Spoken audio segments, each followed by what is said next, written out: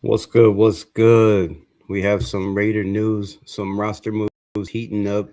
They're cutting guys, they're placing guys on injured reserve and putting everybody on notice. So we're going to talk about some of those guys that could be on notice, right? Who's on the bubble, who's not on the bubble. We're going to break that down, give you my take on who I believe, out of the UDFAs make this roster. I believe this roster looks a lot different when we go into the preseason, when we go into the season. Just my opinion. So we're gonna break it down. We're gonna talk about all of it. Shout out Raider Ryan in the building. Hi, today is first. What's good? What's good? Appreciate you pulling up. But yeah, man. So the Raiders plays Shorter, Jeremy Shorter, right? On injured reserve. I'm not sure what the injury was, but or if it was an injury, because last year they placed Dalton Wagner on the same thing on injured reserve, or not last year, but a couple years ago when he was a UDFA. So not sure what the injury is. We know that they released, Snowden. So we're gonna pull up the roster. We're gonna go over that. We're gonna check out the UDFA's as well. Right. I know it's only was what 3 days of camp. We don't see the Las Vegas Raider players back on the field until the 18th, which means Fernando has plenty of time to go to the White House with the Indiana crew if he so chooses to do so, right? Candy, what's good? I see you. But yeah, so we're gonna talk about that. We're gonna break down all the good stuff. But it seems like there are a lot of players that are being, you know, maybe maybe overlooked coming on this UDFA class. We'll talk about also the draft picks. Is there a Tommy Malott in this draft class, right? Tommy Malott is a guy that didn't last very long for the Las Vegas Raiders. They brought him in. He was a quarterback. They tried to make him a receiver and a punt returner, and he was one of the first casualties to go out of last year's draft class. And then Cam Miller also got snatched up by Miami off the practice squad. So we lost two last year. Who was going to be that guy this year? See if we can break it down, talk about it. Is there anybody in this draft pick that doesn't make the squad or maybe gets pushed, to the practice squad, right? You have a 53-man roster. You have 48 dressed every day. And then you have, I believe it's 16 practice squad guys. A lot of these guys on our practice squad, right, are guys that have been here for a while. I mean, some of them some of them going on their fourth year, right, on the practice squad. It's a long time to be on a practice squad. I think it's time to either, show up and show out or get pushed out. So let me know your thoughts. What else in the news? Also in the news, we'll get to that first. Jalen Naylor is now rocking number 9, a casualty of the Tyree Wilson trade, where the Raiders got a fifth and a seventh round pick and moved Tyree Wilson over there to the New Orleans Saints. Shout out Tyree. Hope you do good over there, but I hope you don't do much better than you did here. um, I wish Tyree the best, man. I hope he has a great rest of his career. Hope they pick up his 5th-year contract and he shows what he's all about.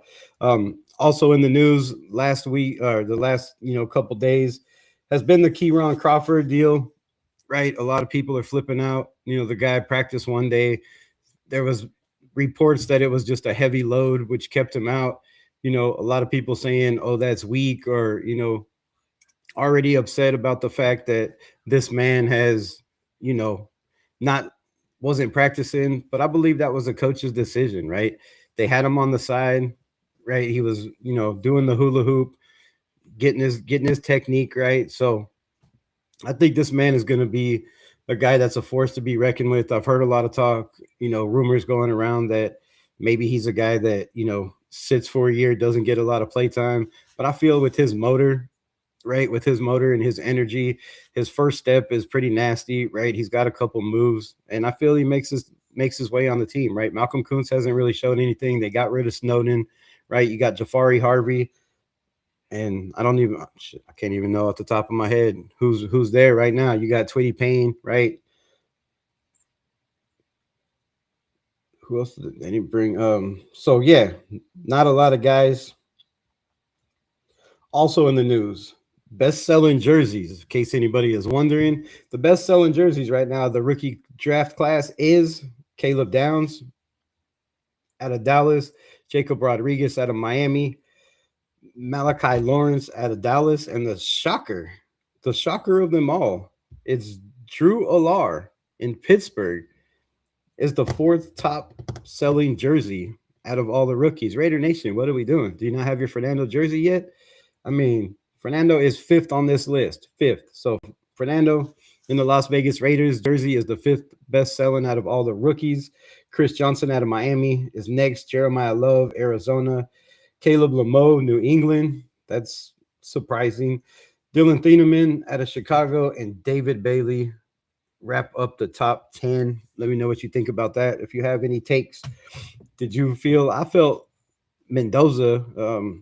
Shout out to the $2 holler, man. Appreciate it. Appreciate it. Hi today. Thanks for all the love. Keeping the lights on, man. Thanks for the kind words. But yeah, forgot what I was gonna say now. No, I didn't. But how do you guys feel about it, right? Do you feel like Fernando Mendoza's jersey would be selling a lot more? I mean, you have, people in Cuba, I figured, might start, watching a little bit more football. I don't know what the ratings are over there, but you think they would go up, having Fernando Mendoza on the NFL roster, the Latino nation, and then, just all the crazy young people that, young girls and stuff that, flock to guys like that. I thought it would be a lot higher than fifth. So Greg Brewer in the building. What's good, my guy? I missed anybody in here? Who else is in here? My guy says, hey, I'm loving the channel. I watched some of your other videos and live stream. Your content has changed and gotten better over time. Hey, I appreciate you, my brother. I appreciate that. That's what we strive here, right? 1% every day. Eventually, we want to be, your go-to channel for Raider Nation. So appreciate that, and we'll continue to do our best to get better.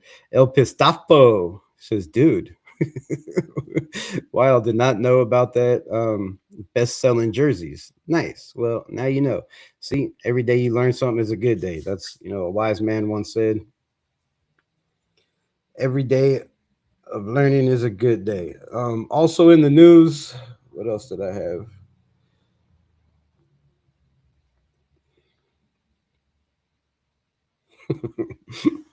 I'm gonna bring this up because I think this is funny, and let me know if my stream is lagging, because on my side it is lagging big time. I don't know if I got to close some windows, what I got to do over here, but to me it seems like it's lagging. So let me know if it's lagging. If it's lagging, I could close some windows and fix it. But around the NFL on X, right? Shout out to the Nick Shook rankings of the top 15 NFL quarterbacks on rookie contracts. This is a very interesting article. Now, it says, of course, well, not of course, because some people might be surprised, but Drake May's cap hit is $10 million, right? Kid that, took his team to the Super Bowl last year. Number 2 on that list is Caleb Williams, first overall pick, right? Making $10.8 million. Even though he held the highest expectations for Ben Johnson, probably didn't foresee this partnership with Williams going as well as it did first year. Probably not. I did not. I thought it would take some time. Next on the list is a man who didn't play a lot last year, missed some of his rookie year, right? Hopefully he's, packing on the pounds over there and gets a little heavier. But Jaden Daniels, a guy that a lot of people hate, a certain quarterback that's in our room because he won us, way too many games, and we weren't in the running for a Jaden Daniels. At least that's my theory. But Jaden Daniels is $10.3 million. You have Bo Nix for the Broncos at 4 with $5.1 million. CJ Stroud. A lot of these are first and second or top 10 picks, right? CJ Stroud making $11.5 million is 5th on the list. Cam Ward making 11.1 mil. Whew, I didn't know he was making that much. First overall pick is sixth on the list. Bryce Young, 12.1 million, is seventh on the list for the Carolina Panthers. And then you have Jackson Dart, eight on the list, making $3.9 million. Pretty good. Right behind him is Tyler Shuck at number nine, making $2.5 million. Man, the Giants are stacked for the future, right? They're not paying a quarterback 10 million on their rookie year or 11 or 12 or 13 or whatever, some of these guys are making being the number one overall pick. The Giants snuck back up into the first round. They took Jackson Dart. They get a 5-year option on him, and they're paying him $3.9 million. That's an absolute steal. But next on the list is Tyler Shuck. He is making $2.5 million for the New Orleans Saints. Another absolute steal. And if I had to say a player that was going to have a breakout year, and I felt he had a breakout rookie year, but a guy that's going to have a breakout year, to me, it's got to be Tyler Shuck. The Saints have put weapons around him.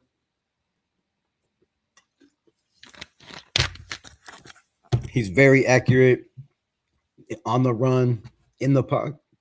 In the pocket, a guy that can move around. And I think Tyler Shuck and the New Orleans Saints have a bright future together.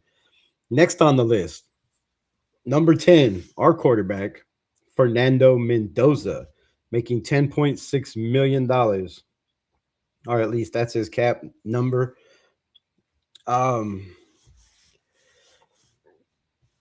It's time for projection season. Mendoza earned his first place at number one overall pick in the 2026 NFL draft with some true I lost my spot. With some true incredible performance in his last lone season at Indiana, winning the Heisman Trophy winner, blah, blah, blah, blah, blah, blah, blah. Yeah, I don't need to go any more with that. We see that. Those attributes should help him plenty at the next level. Just don't expect to see him. Just don't expect him to show them off right away. The Las Vegas Raiders are probably going to have play Kirk Cousins, who they have signed as a bridge quarterback to help guide Mendoza. However, whenever Mendoza sees the field, he can bring our evolution. For now, the Raiders got themselves their hopeful answer to the position. Next on that list is number 11, Michael Penix, making $6.2 million. And then the 12th best rookie quarterback they have on this list is the cerebral assassin Aiden O'Connell, making $3.8 million. And below him is J.J. McCarthy. That's right, J.J. McCarthy, making $6 million. Below that, number 14 comes in the whopping Shador Sanders, making 1.1 mil. Another absolute steal if you can get this man on the field, get him to stop taking sacks. A lot of people hate on him, but man, he has good accuracy. He has good ball placement, right? He can throw the rock. He's just gotta tone it down a little bit and try not to play superhero. And if the Browns can get that out of him, he gets to sit probably behind Deshaun Watson for another year, making 1.1 milli. And then the 15th ranked quarterback on a rookie deal is Ty Simpson, making $4.7 million. And those are your top 15 rookie QBs, or at least somebody's ranking of the top 15 QBs. So, yeah, man, that's what we got. Also, the Raiders, since they placed Justin Shorter on the reserved injured list, they went and signed Jonathan Brady, a guy who I do believe played with Fernando Mendoza at Indiana. So lots of moves being made, right? The Raiders have some guys that are on their final year of their contract. One of those guys being Aiden O'Connell, another being Trey Tucker, right? Michael Mayer, I think, is on that list as well, I do believe. So there's some Raiders that, making $3, $4, $5 million when the Raiders are looking at about $9 million left in salary cap after everything is said and done. We talked about it the other day, right? Not a lot on the books. They're gonna have to make some moves. And I do believe, and then I don't know if y'all can hear this, but I'm gonna play this. 36 and 117 for 38 and 91. You don't feel good about it? With the risk? Just his test. He just told me to. Hey, Tom. We have a trade receiving 2-36 to Houston. So this is the trade with Houston. And receiving 2-38 and 3-91. Good deal. So Hopkins couple of things. Take them. Tier 1. So a lot of people were questioning, the Raiders moving back, taking Stokes where they did, trading Stokes where they did at 38. But a lot of people are, forgetting the fact that the Raiders didn't just pick Stokes in the second round. They also traded back and got another pick at 91, which led them to getting Trey Zoon the third, right? Who is also going to be a guy that I feel pushes a lot of offensive linemen on this roster. So it seemed like they were very, very happy in the building to get the trade that they did, moving back, 36 to 36 and 117 that they what was it? Should I get it right?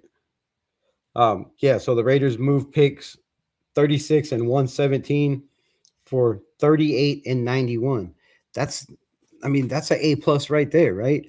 You move up 24 spots, 26 spots, right? You get your guy, which you can't ask for any more than that. Arnie Garza in the building. What's good? I got booted by wasting talent looking for a new parking spot. You good, my brother? You good here? We'll take all opinions as long as it's not racist, as long as you ain't talking trash to the people in the chat. You good to go, my brother. Sullivan in the building. What's good, family? What's good? I need one of them buttons. Like, doo, doo, doo. I have one right here, but it don't seem to work. So I need to get a new one. Let me get some of these comments. Why the hell? What? It's just because you spotted a construction body to shot. What are you talking about, my G? I don't know. Arnie Garza in the building. Come with the questions. I know you're gonna have some. So, man, let's pull this up. Hopefully, it doesn't make the stream any slower because it still looks like it's lagging big time to me.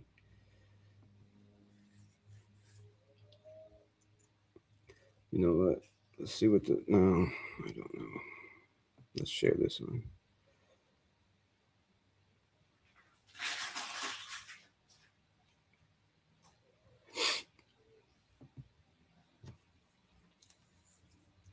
Oh, that's horrible.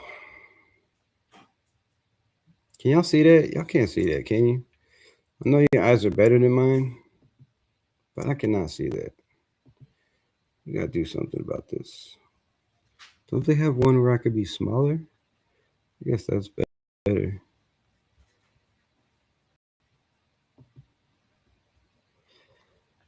Oh, why is that like that? All right, man. So here we go. Offense. Let me know if y'all can see it or not in the chat. Let me pull that back up so I have the chat. Rosetown in the building. What's good? What's good? Kobe, what's good? Seek Jesus before it's too late, man. I already found him. He's on my wrist. It's on my wrist, my brother. I know where he's at. Can you tell us about Sorry from Arkansas? Yeah, I could tell you all about Sorry from Arkansas. He is pretty solid downhill tackler. He's a guy that can play the edge. He's a guy that can play middle linebacker. He's a guy that can play your left outside, your right outside, or your Mike, your Will or your Sam, or however you want to call it. He's a guy that can play that jack. He's a guy that could probably, you know, play that strong safety role if you want him to. Not I mean, I think he's right there with Jeremy Chin speed wise. He's 6'3". I mean, he's a little light. I want to say like 220 something, right? But he's going to get in the gym. He's going to put on pounds.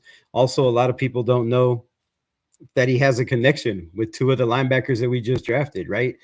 He was, I do believe, a freshman behind N'Kobe Dean and Quay Walker, why they were at Georgia, and then he transferred and went to Arkansas. So he has, from what I could, unless my information is wrong, but from what I know, he has a connection with those guys. And maybe that's why they brought him in a UDFA, right? Maybe they asked some of the players, have you played with any of these guys? Do you know any of these guys? What are they like? And maybe they got a feel, for some of them guys there. And then I'm sure when they brought in Mike Washington, they probably asked him about, Xavier Sori as well. But Sori is a guy I think makes this roster. He's going to be one of those sneaky guys that, you can put him in a lot of different spots. He's a pretty solid tackler. He's, I like him on the edge when he's rushing the passer. He's got a nice first step. He's got a couple moves, right? He doesn't bite on a lot of misdirection. His solid eyes, his eyes are locked in where they need to be on the quarterback and on the running back. So a kid just didn't have keep freezing. A kid that just didn't have, much around him when it comes to defense at all. You have my guy Cameron Ball. You have my guy Julian Neal, right? But other than that, the talent was the talent was there. They just, I don't believe they were well coached, and they just didn't play well together. So, yeah, man, Julian Neal is another guy that he went pretty early, right? A lot earlier than a lot of people thought. So there was a lot of ballers at Arkansas, man. I watched, every single game. Some closer than, closer perspective than others. But yeah, so that's Xavier Sori. The connection I think he has in the building, right? His work ethic. I think he's gonna fit right in. He's gonna fit right in with these guys. He's not a guy that's, gonna whine and complain. He puts in the work, he grinds.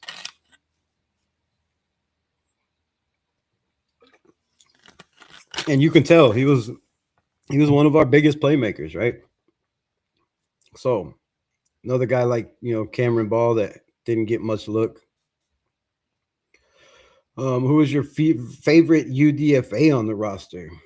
Well, let's get into that, man. Let's look at this right now. So I believe these cats in the dark. I don't know if you can see them. Yeah, you can see it. But these guys in the dark green or teal blue or whatever color that is, I believe are the UDFAs, right? Chase Roberts, yeah. Nicholas Henning. I want to talk about, why is it still lagging, bro? Is it really lagging that bad? Y'all didn't answer my question, or does not see it. Jason Rue is in the building. What's good, man? Let me know if it's lagging, because on my end, it is freezing big time. But we're going to roll with it. Actually, no, we're not. Let me close some of this stuff out. Pardon my language. Close out this one.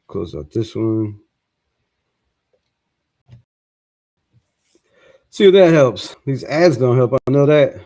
All right. So, yeah. First off, I want to talk about some of the linemen, right? Nicholas Henning is a guy that was drafted second overall in the Canadian Football League draft, right? The CFL. A guy that hasn't played tackle. A guy he played, I guess 2024 last year. I do believe he played tackle, but in 2024 he was a tight end. The film I've seen on this man, he's quick, bro. He's quick on the edge, nice kick step, good hands, physical. I do believe he has 34-inch arms, I want to say. I believe he's a guy that somehow is going to sneak on to at least the practice squad and, maybe in a couple weeks onto the roster, right? I think he's a guy that's going to push and have some battle. And right now, my favorite is Roman Himby. The question, you know, Roman Himby is a guy that a lot of people forget about his time in Maryland with DJ Glaze. From the information I got, they were best friends. They hung out together. It wasn't just on the field. They were close. They stayed in touch, right? I think he was there 3 years in Maryland, you know, two of those with DJ Glaze. So more connections with the Las Vegas Raiders in the building, guys that have played together, guys that know each other, right? Himby also is going to know EJ Williams, going to know your quarterback, Fernando Mendoza.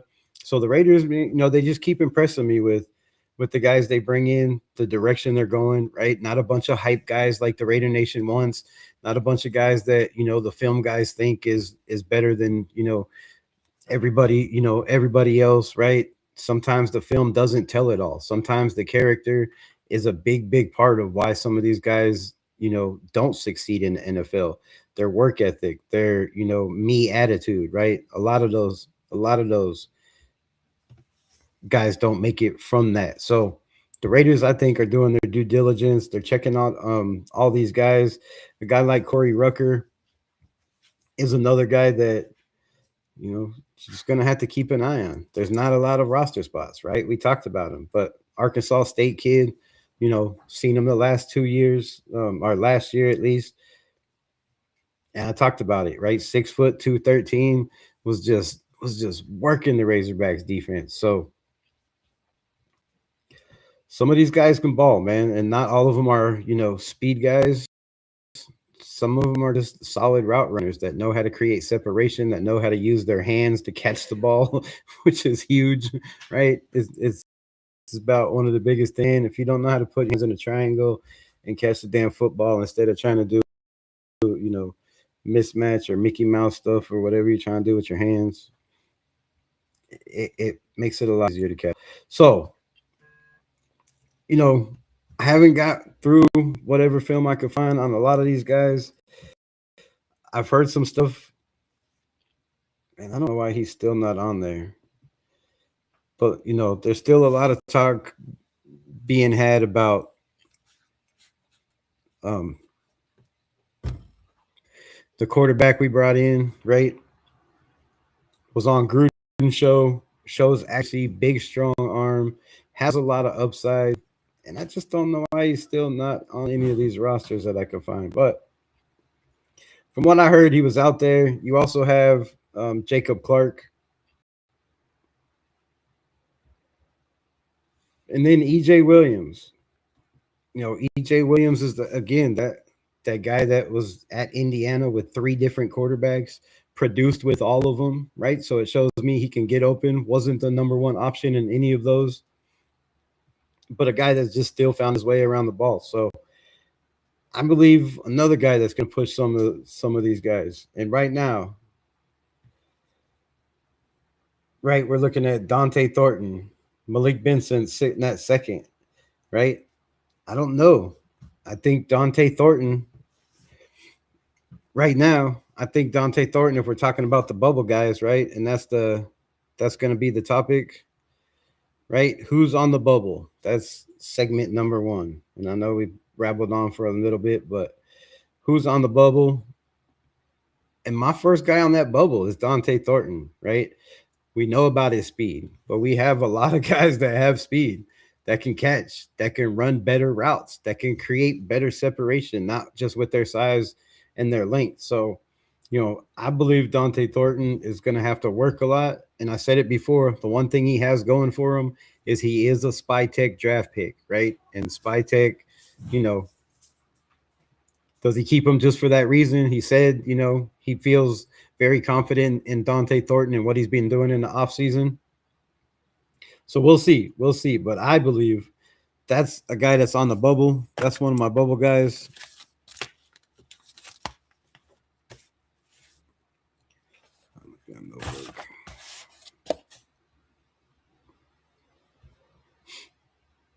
And then you have Brendan Rice, right? For that left side, which, I don't know what you want to call it, but probably more likely, I'm thinking is, the Z guy and Brendan Rice. We all know the connection there, the bloodline with Jerry Rice, another guy that's going to have to show out. We talked about Corey Rucker. My guys that I feel make this roster, or at least make the practice squad, or are there till at least the last day. I'm gonna say Nicholas Henning, the tackle. Yes, he plays left tackle, but that doesn't mean anything, right? We've had Dalton Wagner on the squad for a while. We haven't had many backups at the left tackle side. So I believe if anything, you make the practice squad. Just his size, his speed, the athleticism at the tackle position. If he can get him strong and physical, and again, a guy that was taken, second overall in the CFL. So, and some of those, if you watch some of the football right now going on, what's the other league? Some of those guys are balling. You have the Cleveland quarterback, the former UCLA guy, out there, you know, hyping it up, talking a little smack, playing a little ball. I can't remember Dorian Robinson, right? So some of these guys from these other leagues, right, could have been slept on and passed over. And I think Nicholas Henning is one of those ones. So I'm gonna go with Henning. Roman Hemby to me is a lock. Like I said, I don't know how you could not keep this guy as your third guy. You could put him on special teams. You could probably put him on kick returns if you wanted to on special teams. A lot of people are going with those, with the running back at that position to catch the ball and, have that wiggle, be able to see the field. So I wouldn't be surprised there as well. I don't know what is going on with the bottom of the screen, but it is driving me nuts. And then another guy is the Isaiah Jada, right? At a BYU. 6'6", 315 pounds.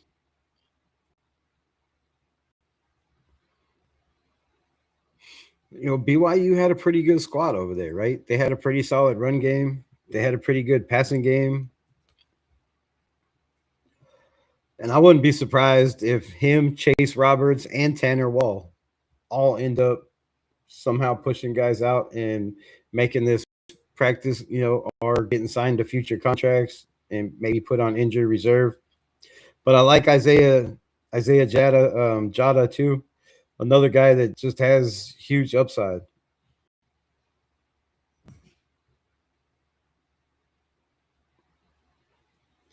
And with those two guys being mentioned, another guy that I believe is going to be on the bubble,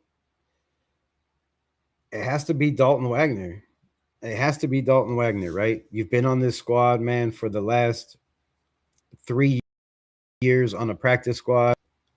I thought he looked very well in preseason last year, but then with the coaching that their guy was DJ Glaze, their guy was also Stone Forsythe on the other side, right?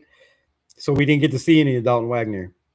But in the preseason, man, I thought he did pretty well. His footwork looked better. He has a good kick step. It's getting quicker. I know he has strong, violent hands from watching him in Arkansas in the run game, right? He's a mauler in the run game, but not playing football for 3 years is not going to help you. So I believe Dalton Wagner is one of those guys that are highly on the bubble. And you got Isaiah, Jada right behind him. I believe Dalton Wagner was the highest paid UDFA the Raiders have ever had at $250,000. They saw something in this young man, but obviously with the coaching staff, the coaching changes, right? My boy's kind of just been shuffled to the back over and over and over again. So we'll see with Dalton Wagner, but I believe Dalton Wagner is on the bubble.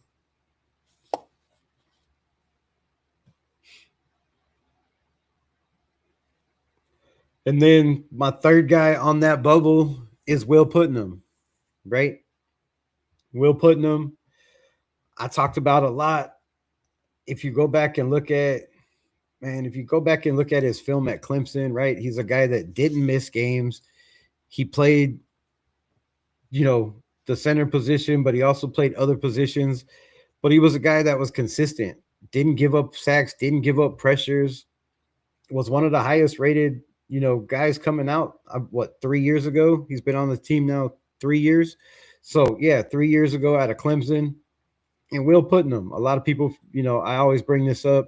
He has that fire in him, right? Remember back in practice a couple of years ago when we had Robert Spillane and Will Putnam was the center. He got into it with Robert Spillane, and then the whole defense, Max Crosby came over there. They were pushing, shoving, all that, but the kid didn't back down. Right? He held his own, stood up to almost the whole defense because I didn't see anybody else on the offensive side trying to help him out. So a kid that has that fire, that mentality where he wants to win, but he didn't have a very good year. But can we really blame him? Right? The coaching hasn't been very good. Nobody has developed. Nobody has shown progress. Not even JPJ, the fan favorite, has not showed progress, right? And it's hard to when you're not in the lineup, but there hasn't been a lot of progress from any of these offensive linemen. And I think that's the coaching changes, the head coaching change, the having a different coordinator twice every season that he's been here. But I feel like he's on the bubble. You bring in a guy like Trey Zune. You also have Jordan Meredith, who also plays the center position now. I don't feel like he has anything to do with the center position this year. I believe that we have, what is going on, bro? This shit is tripping. I believe we have qualified adults in the building now that are not going to not going to push Jordan Meredith to be the backup center. So maybe you keep him around just to be, the practice squad center because you don't have a lot of, right? So maybe he makes the roster just from, the practice squad roster for that, because we didn't bring in UDFAs that play center that I know of. We didn't bring in any UDFA guards that I know of. Oh, right guard Justin Pickett. So Justin Pickett is another young man, and I don't know if he just plays guard. I haven't watched any film, but man, he's 6'7" and 317. So just a mammoth of a man, kind of like Dalton Wagner. Right? Big guys, big guys, but can they move? Because in a Clint Kubiak system, you're going to have to be athletic. If you're a guard, you're going to have to be able to pull. If you're a tackle, you're going to have to be able to pull, right? You're going to have to get out, get in front of the running backs, beat guys to their spots. And that's why I think Trey Zoone's in. What is going on with this thing, bro? That's why I feel like Trey Zoone comes in very, very handy with this roster. And it's especially the fact that you get him by trading back 2 spots and a 117 pick for 91. That's great value. Even if you don't like the player Stoops or Trey Zone, that's still great value. You can't beat that value. If they develop into something, Stooks, I believe, is going to play day one. Just because we don't have that true free safety, that boundary safety, right? That high center, that high single high safety that can play boundary to boundary in a single high. A guy that can turn his hips and run because of his speed, right? He can catch up. If it's beat, he can recover. So I think trading Stooks plays right away.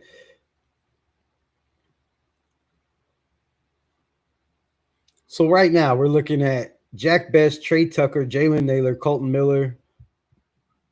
Spencer Buford is penciled in as the left guard that stands. I think Zune takes that spot. A guy like Antonio Mafi, I believe, is also on the bubble. He was a guy that was brought in on the Pete Carroll system, right?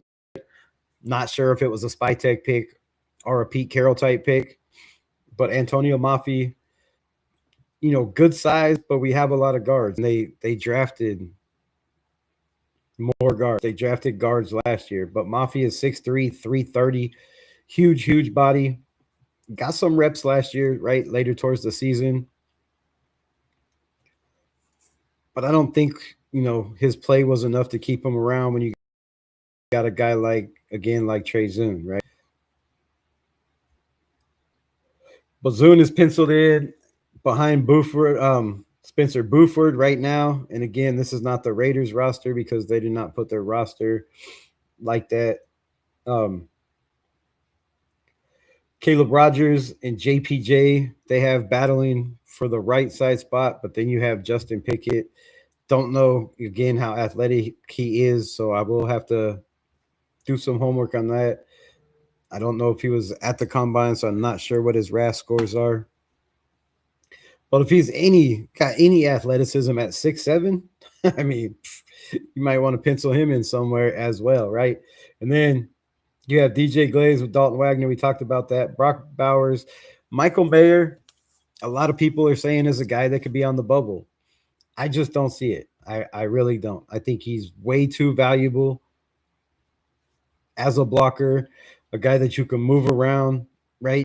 A guy that you can put at the tight end position and then use Brock Bowers as your slot receiver, as that Z, as the X, wherever you want to put Brock, you can pretty much put him. You can line him up in the backfield as a fullback and pass to him that way, which we've seen Kubiak do a lot with JSN in Seattle. So I wouldn't be surprised if you see a lot of these guys, catching the balls from different formations than they're used to or you're used to seeing them to.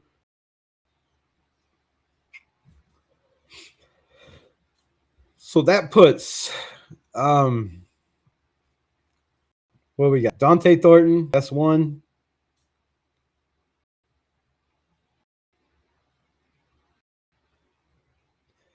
I think Cedric Jackson is, as much as I hate to say it, right? Unless he's been grinding, putting in that work on creating separation, running better routes. I know he has dang good hands. We know he's the great nephew of the great Bo Jackson. I think the Raiders would love to keep him in the building, but I don't know if he's a guy that if you put on the practice squad, he's going to remain on the practice squad for another year, right? People have had a little bit of tape on them.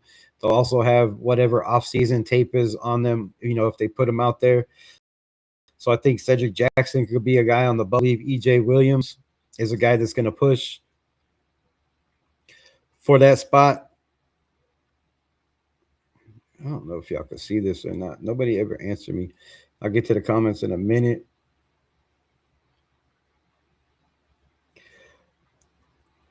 And then Tariq Young, a guy they brought in from Seattle. I know Clint Kubiak, knows this man. Is why they brought him in.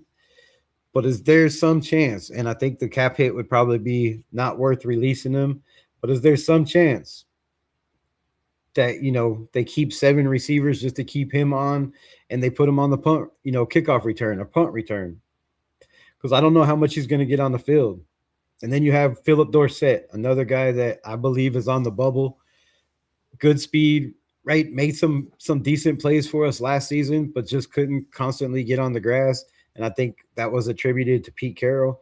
But, man, behind him, you have Chase Roberts, right? Chase Roberts is 6'3", 210-pound wide receiver out of BYU, right? We talked about Jada, but 25 years old, kind of reminds me a little bit of the hell's his name? Alec Bachman, right?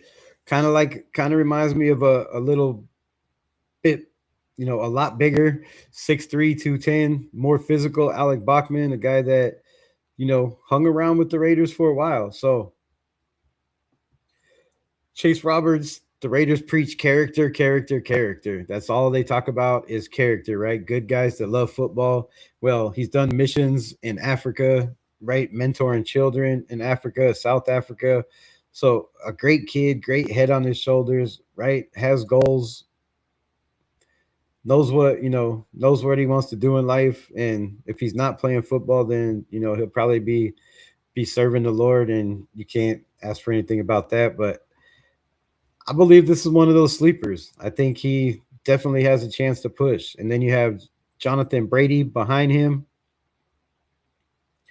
Again, the Indiana receiver has a 5'9", 183.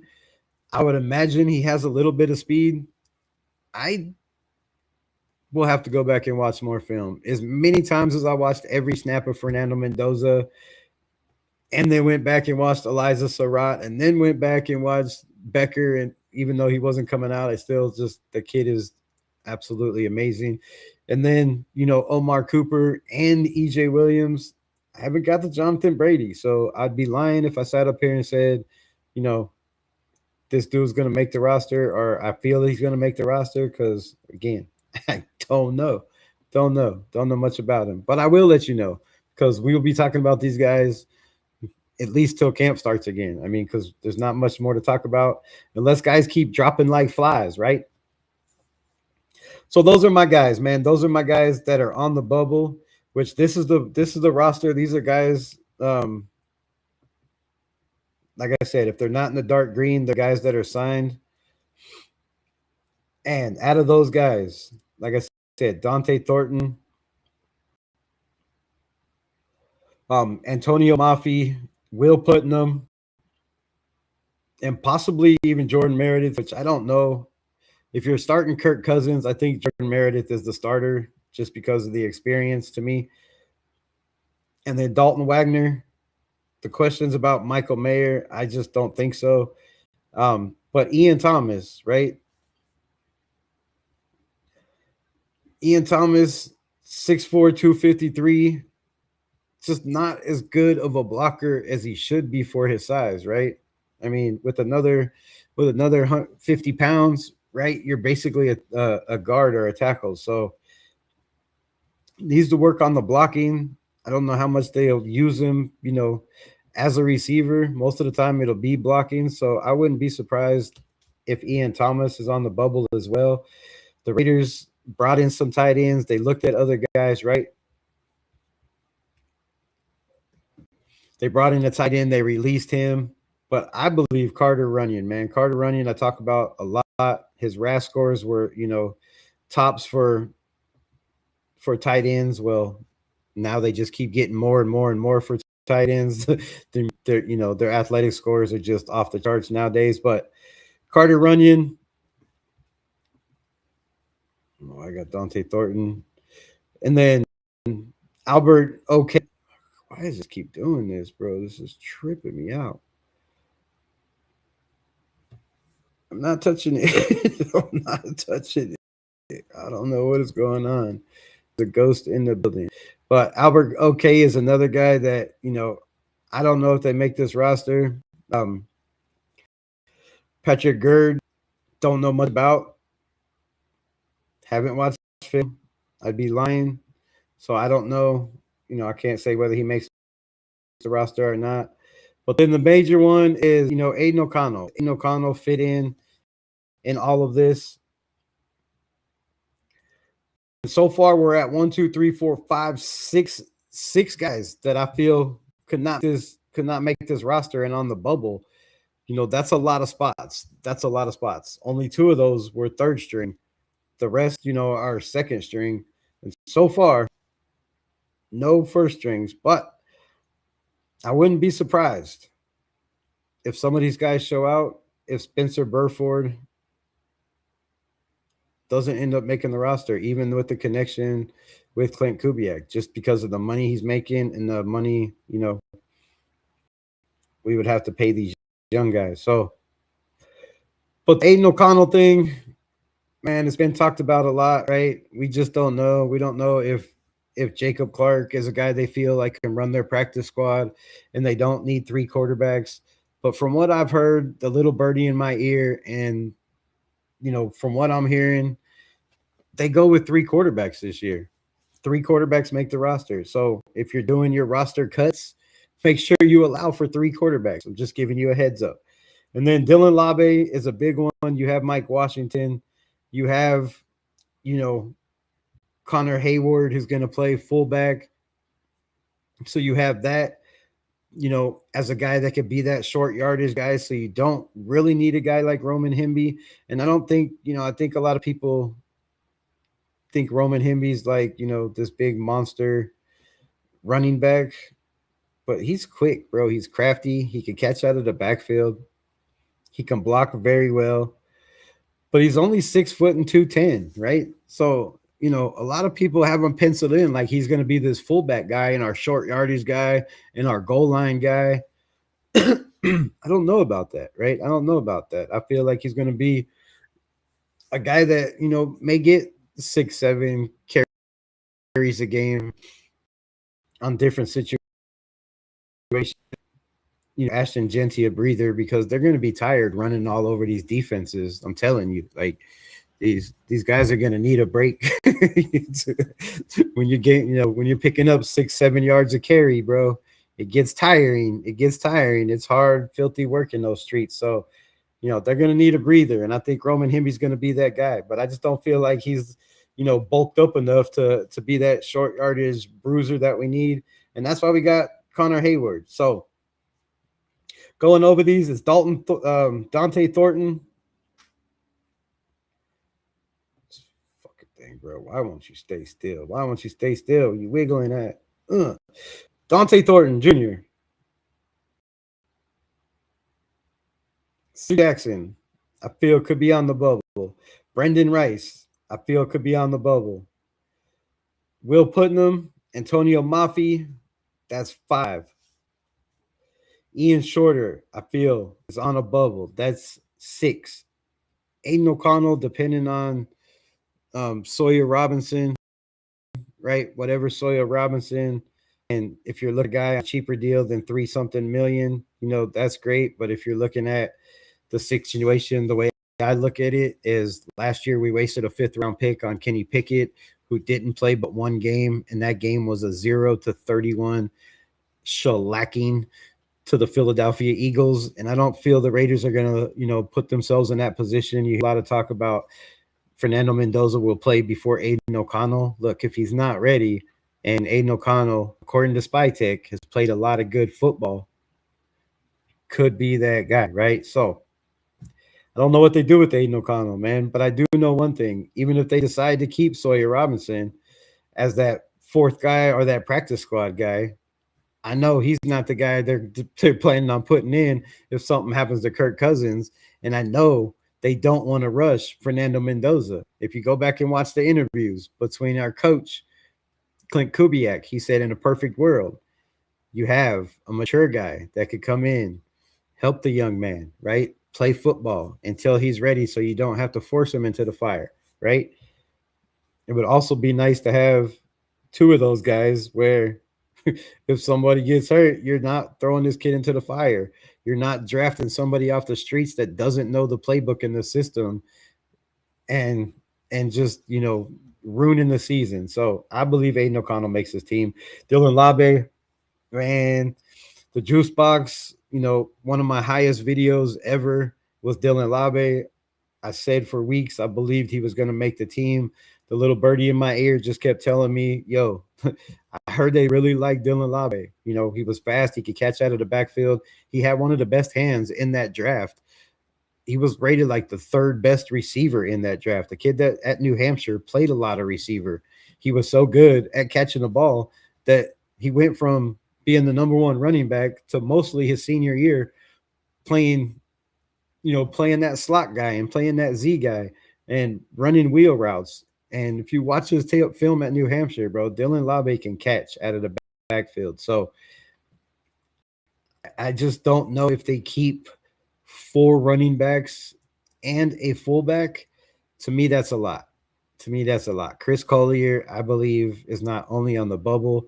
I think he's going to have to do something absolutely spectacular in this offseason when camp starts and when the preseason starts to keep his job. And I feel like Dylan Labe is going to have to do that too, right? You want to keep those funny guys in the building. But for me, that's 8, 9, that's 9 guys on the bubble out of, what do we got? 4, 8, 12, 16, 19, 22, 25, 28, 32, 33, 34, 36, 38, 40, 42, 43. So out of 43 offensive players, I have 9 on the bubble. And again, you can only have 53 on the roster. Some of these guys will be practice squad. That's why you have third string and fourth string. And then some of them are listed as fifth string. But I wouldn't be surprised if that fifth string Roman Himby, like I said, makes it. And then on the defensive side, man, the defensive side, it's a lot different. It's a lot different.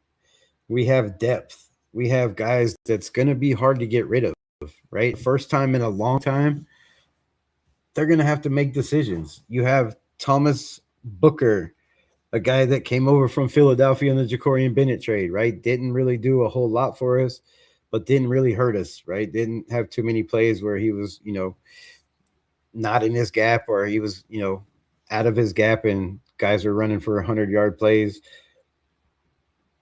He was okay, right? He was okay. Nothing spectacular. To me, I'd rather have guys like Tonka Hemingway, Traven Mae, another kid that, man, this kid, bro. I'm so glad they brought him in. But a kid out of Baylor, right? 6'3", 291, not really heavy, but he's quick, man. He's quick. He's got a good first step. He's got violent, big physical hands. And we've seen a little bit of them. We've seen a little bit of them last year. You're going to see a lot of them in the preseason, I feel. So a guy that to me, I would have on my 53, man. I would bring this young man up just because of the upside. He can do his job. He can get to the quarterback, right? He can run gap integrity. So look for Trevin Maye. I think it's Maye. I always say it wrong. I'm not good at pronouncing these names. But a guy I have high hopes for. And then Tonka Hemingway, right? 4 sacks, 5 games last year. A guy they put on the edge, they were having him be that edge guy. At his size, I think he's more of kind of a 4 or a 3 tech at 6'3", 284. You got to pack on a little bit weight, but I don't know if he's, I don't want to say he's not quick enough to play edge because he had 4 sacks in 5 games. So what do I know, right? But if he puts on a little bit more weight, maybe a guy that could play with his hands in the dirt in that 3-4. But we don't have a lot of heavy guys on this defensive side. Mays under 300 pounds, Tonka Hemingway under 300 pounds, JJ Pegues, I do believe is 320. They have Adam Butler penciled in here, and I believe Adam Butler is due to make $5-6 million this season. Missed some games last year because of back. How healthy is he? Right? He is. How old is Adam Butler? Where is his age? He is 32 years old, 9 years experience in the NFL.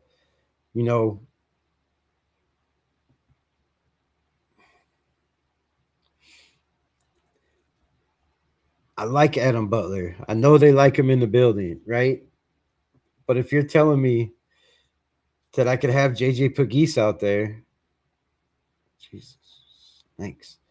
Or another guy that was on another podcaster's show today, and Broderick Martin, who, I said was going to get playtime last season when he came on the squad. I was like, oh, not wrong guy. Anyways, Broderick Martin, 26 years old, 330, a guy that, we haven't seen much of. Does he make a showing? Because if anybody could play the nose tackle, it would be 6'5", 330, right? I'm going to have to go. I don't think that's Western Kentucky. I'm going to have to go watch more film on Broderick Martin.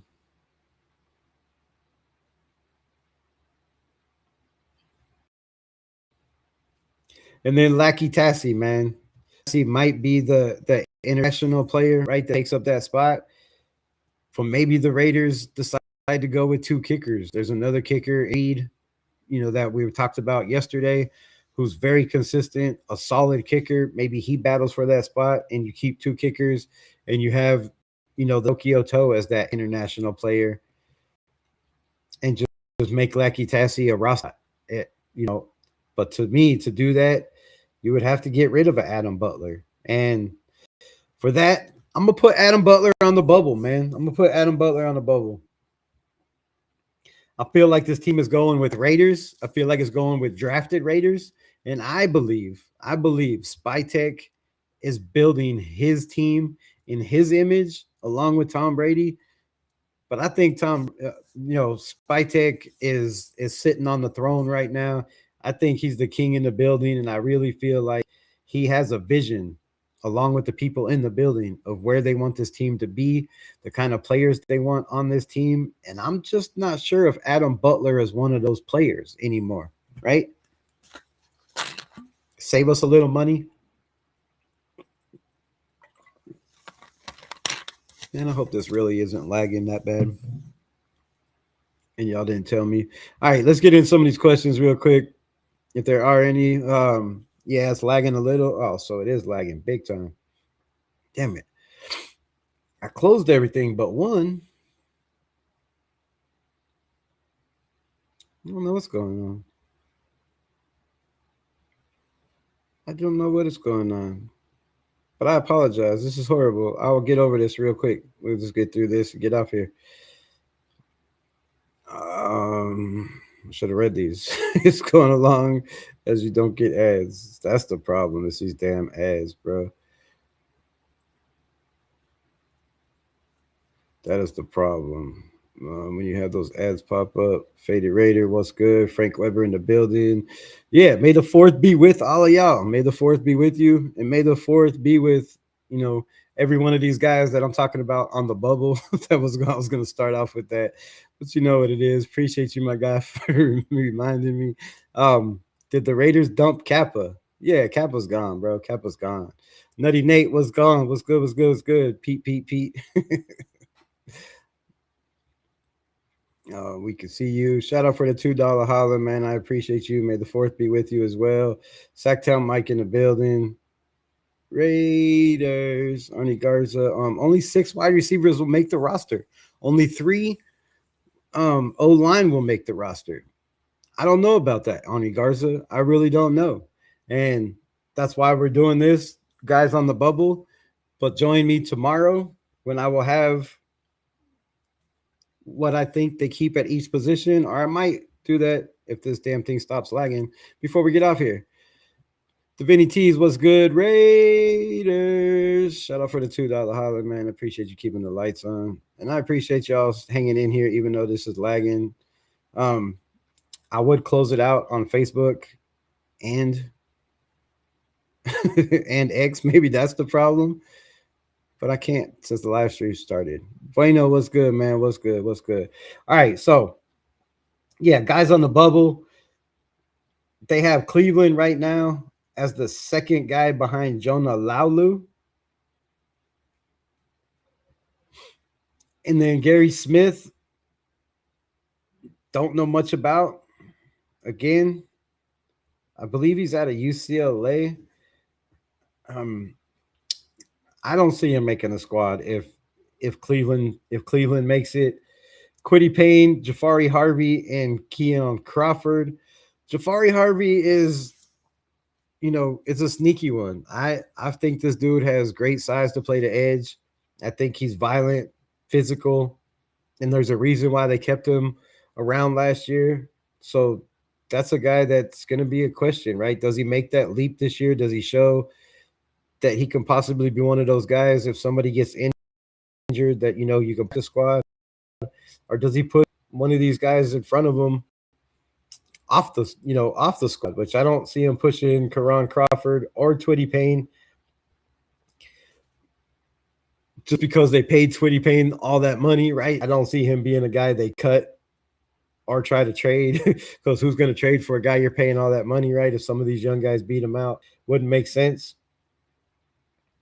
Quay Walker, Another guy that they paid is Sigun Alobi, right? I thought they brought him in as a special teams. I don't know if he makes the roster. When you have guys like Xavier Sori, who I think is going to push for this spot, right? Chris Thomas might push for that spot. Cody Lindenberg has been grinding all year long. Tommy Eichenberg, another guy that has shown steps, shown flashes, right? How many linebackers do they keep? Well, it depends on how you look at the position, right? Because if you're going to a 3-4, you're probably going to have a lot more linebackers than expected. I would expect they keep two Mike linebackers, which would be Kobe Dean and Lindenberg, and then Tommy Eichenberg and Quay on the other end. But then you're more than likely going to keep Karan Crawford and Twitty Payne. And then you have Malcolm Kuntz and Crosby, right? That's already 8 guys, whether you want to count linebacker or edge. So depending on how that goes, how they look at the position, that's a big question. A big question. I wouldn't be surprised at a lot of these guys. And then the guy that I was talking about was Brendan Jackson, the outside linebacker from the Rams, right? A guy that I felt last year, when they brought this man in, I was like, dude, this is a guy that he's going to get to the quarterback,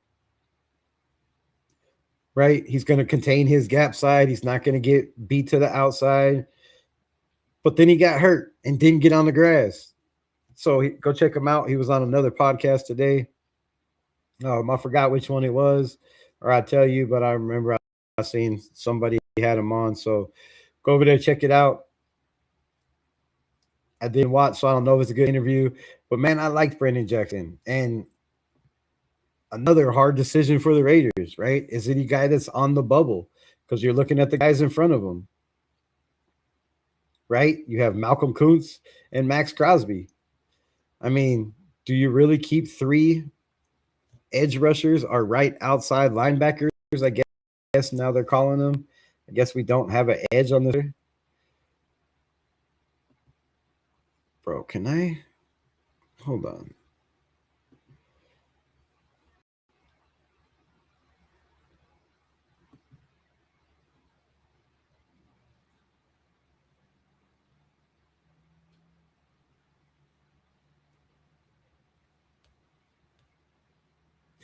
Oh, it only shows one. It's only streaming on one. Why is it having trouble? I'm not even streaming on X or Facebook. Man, all right, so back to it. Back to it. Back to it.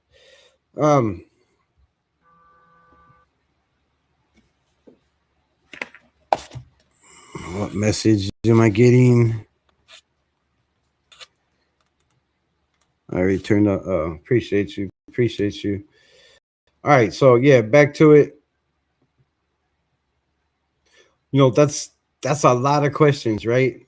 If we're looking at running a 3-4 and only having 3 guys with their hands in the dirt 30% of the time, and then if you have 4 guys with their hands in the dirt, more than likely it's only going to be 2 tackles, and the other 2 are going to be edge guys.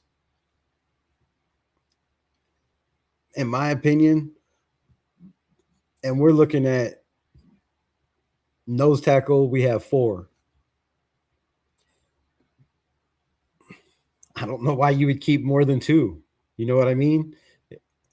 And to keep 2, if you're trying to build the squad of Raiders, can you afford to let a guy like Lackey Tassie, I guess Lackey Tassie won't matter if he's on the international program, but Broderick Martin, do you not give this guy a chance? Do you not give Trevin, May a chance? I don't know. Brendan Cleveland, they have him at DT, but I think, you can put him at nose tackle with his size.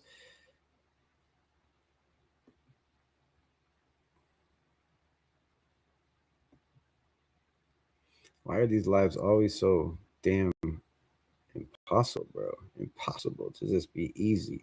But yeah, man, 6'3", 315. I think that's one of the biggest guys we got. I mean, why would you put him at a two tech or two eye? Doesn't make sense. Keep him at the nose. So that's going to be very questionable as far as I'm concerned. I don't know who they keep, but there's going to be a lot of guys that move around on at defensive tackle. Thomas Booker, I mean, God, what's his cap hit? I'm gonna have to start. I'm gonna look at all these guys' cap hits before I make, decisions on whether they cut these guys or not. But if you're looking at the guys behind them, though, if you're looking at the talent behind them,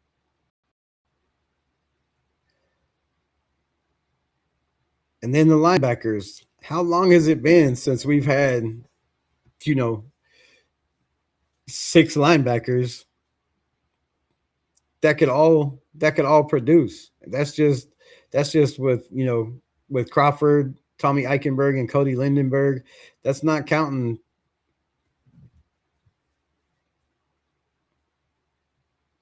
Xavier Sori, RC Gun, Alubi. I mean, the Raiders have a lot of choices to make, but the safety position, you have Eric Stokes, Gerard McCoy. Is he going to get to play? The Raiders had him. Other news, the Raiders had him running punt returns. So he was out there practicing. He was wearing the white 28, not the black 28. They had two 28s out there in case anybody was confused. And I forgot who the other one was. Anyways, but Brendan Jackson, and then you have Kane Sloan, who I haven't watched, but I've talked to a couple people and they said, yeah, man, that's a guy that can definitely push some people on this roster. But again, are you going experience? Are you going money? What are you going? UDFAs? He's a UDFA. How many UDFAs make it? If we're looking at the past, I think last year they kept 2 UDFAs. The year before that, I don't believe they kept any. And then in 2023, I want to say they kept 3 or 4. This is just off the top of my head. I'm not, so correct me if I'm wrong, but I feel like they haven't kept more than 5. But this year, I feel like they keep more than 5. And this is why. They didn't have a deep roster when we started, right? There was only 67 guys, which is, I guess, you're almost your 50-man and your practice squad. Before, we had to bring in 10 draft picks and 17 UDFAs to fill out the 90-man. That's a lot more UDFAs than I think we've brought in the last couple of years. And with doing that, you're going to find guys that fit a system better than the guys that were here before them, and probably making more money, right? So Jamad McCoy, if he plays, man, he's a starter, and you're pushing some guys out, definitely. Chikazi Anisum, a guy that I like a lot. Caleb Oford, I talked about, is another guy, who when I was watching film on Indiana, he's a damn good cover guy. So smaller guy, physical though, can cover. And then Jeremy Chin. If you're looking at this backfield, right? Jeremy Chin played well last year, but he didn't play well in coverage, right? He's hard hitting. He can cause turnovers. He's good at the run, right? He's good at that strong position, but he was a former linebacker, switched to safety. Now pretty much last year playing more of a linebacker role, right? Kind of that jack role. So I don't know. Jeremy Chin, I'm sure he makes it this year, but looking at the guys behind him, I hear a lot about Devin Lafayette, right? I've heard good things about him. And then you went and got, Dalton Johnson in the 5th round, so that's another guy. So we went from having 1 strong safety to having 4, because Isaiah Palamau is pretty much a strong safety, in my opinion, and I'm sure most of the nation's opinion, right? He's a better tackler, a better run stopper, better at blitzing, in my opinion. He's got good instincts around the ball, just not great instincts or speed when the ball's in the air. And I think that's a problem. So you're looking at Jeremy Chin, Isaiah Palomau, Dalton Johnson, and Devin Lafayette. But then if you move Isaiah Palomau right to that strong safety spot, then you're only looking at Tristan McCollum and Tanner Wall at the free safety spot, with a guy like Traden Stukes that is going to be switching from probably the nickel. They have him listed here at the nickel behind Teron Johnson. I just don't see that being the case. Now I know if Teron Johnson is healthy, he's a damn good cover guy. But if healthy, right? If it's a big word.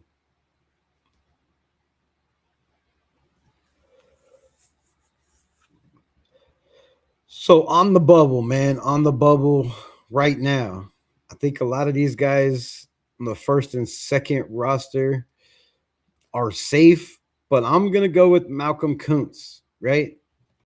I'm going to go with Malcolm Kuntz on the bubble. I know they re-signed him to $11 million, but if he doesn't show flashes in this offseason and in the preseason of being able to at least show that he's starting to get back to that guy that he was in the past, I just don't see Malcolm Kuntz making it, the start of the season. And because you got guys like Brandon Jackson behind him, 6'3", 243, coming off the knee injury that absolutely just killed him last year. But he did show a little bit of flashes. It's tripping, dude. What's going on? Can't do it live like this. He did a little bit of flashes towards the end of the season. Not like Malcolm Kuntz was back, but he was getting up there, right? But when you got a guy like Brendan Jackson from the Rams, who's a damn good run defender and a guy that can get to the quarterback, and then you got a guy like Kane Salone pushing behind him, Malcolm Kuntz is going to have to show some people something in this building. I've been around, right? $11 million. I don't know what the cap hit is, but that's what they're paying him. So I believe it's somewhere around there. But if the Raiders have guys that are on a 3-year, 4-year less deal, right? Just starting out instead of a guy that's going on his 4th year, I do believe, right? 5th year, I do believe 5th year, right? I believe they go with one of these younger guys. It's a different regime, and it seems to me like they're starting to weed out a lot of guys that were drafted in the Josh McDaniels regime. It's kind of the way I see it going. And some of those guys was Aiden O'Connell, Trey Tucker, Michael Mayer, right? I would not be surprised whatsoever if maybe all 3 of those guys are not on the roster to start the season, right? Just depending on how it goes, because it's been different, man. It's been a lot different. It's been a lot different than past years. I didn't expect a guy like Charles Snowden, and a lot of people were shocked that they released a guy like Charles Snowden who has shown upside. But the little birdie in my ear, and what I've heard, and I don't take this to the bank because I don't know if this is correct information, but from what I'm hearing is the Snowden thing was something with him not showing up to the non-mandatory camp when everybody else showed up, which I don't know. I think that's bullshit, but I thought, bull crap. But I thought, I'd bring that up from what I was hearing. So maybe there was some things where I don't know, but it just made no sense to a lot of people in Raider Nation, right? That they would just move on from Charles Snowden.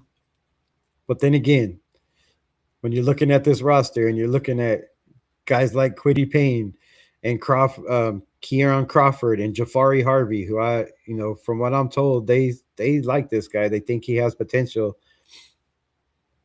Maybe that was it, right? Maybe that was it. And then, Brendan Jackson, Sloan Kane, maybe they just didn't feel like there was a spot for him at the outside linebacker position instead of the edge, if you know what I mean. So, but a guy that has a motor, right? He was sideline to sideline. He was a guy that constantly chased down Guys never gave up on a play. So something had to have happened to me with Snowden, and I don't want to speculate, but yeah, I don't think they just released him. So nobody's safe, man. Nobody is safe. And then the right corner position is right now is Darian Porter. The guy that I believe is on the bubble is DeCamarion Richardson, right? Another guy that was, I do believe,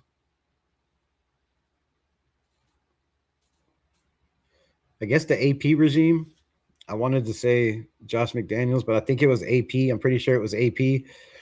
Just never, drafted in the third round. I mean, you're going on your third year in the NFL, drafted in the third round, and you've shown nothing. Now, is it his fault? No, because he kinda, kinda, because when he was on the grass, he hasn't showed nothing. He was on special teams last year, never really showed any flashes of special teams. Right? He's long, he's got good size, and you would think on special teams you would go out there and give it your all and show that you want to be on this roster, but he has failed to do so. However, in my opinion, and last year I think it was because of the coaching with Pete Carroll.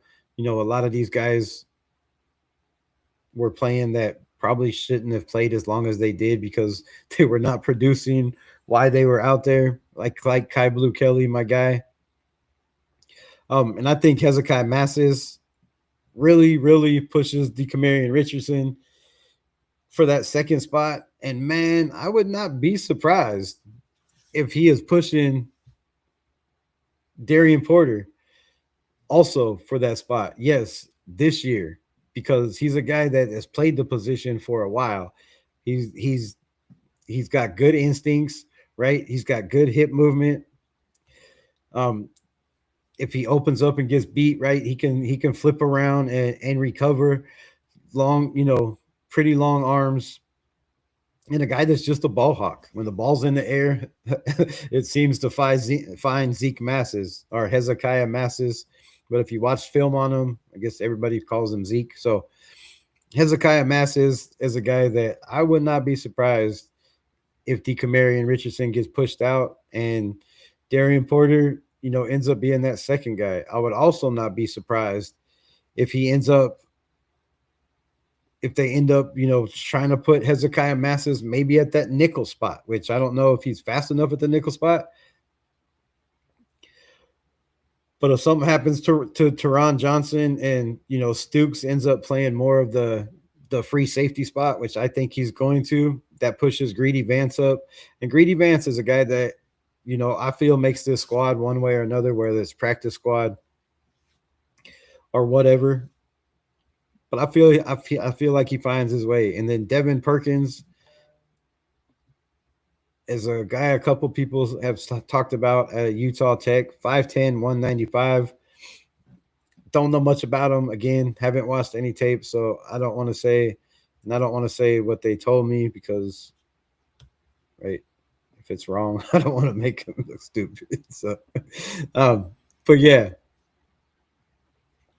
So we have, and if this thing would stay still again, I apologize. This is driving me nuts. I'm sure it's driving y'all nuts. I don't know how there's 18 people in here.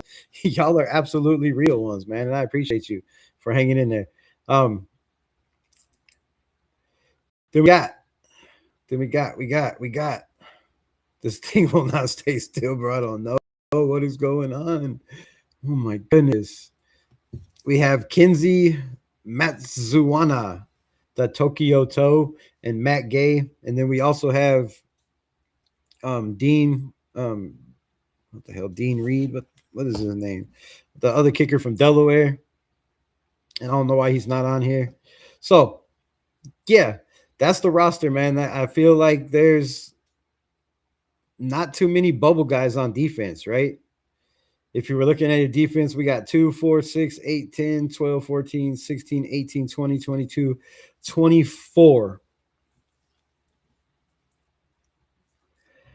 I would say 24. I'm looking at practice squad guys as, Trevin May, Jafari Harvey, Xavier Sori, Tanner Wall, I don't feel like they can put Hezekiah Massis on the practice squad. Somebody's going to jack him up. Again, I don't know how many people you can protect on the practice squad. If anybody knows, let me know in the chat. But I believe you can keep so many guys that are protected, but it's not a lot. It's Revenge of the Fifth for me now. Well, well, well, what do you want me to do? No complaints, brother. Appreciate you. Fixed it for you, and you're not streaming in the other two anymore. Appreciate you. Appreciate you. You are only on. I'm only on Facebook now. I'm not on YouTube. What do you mean, bro? What?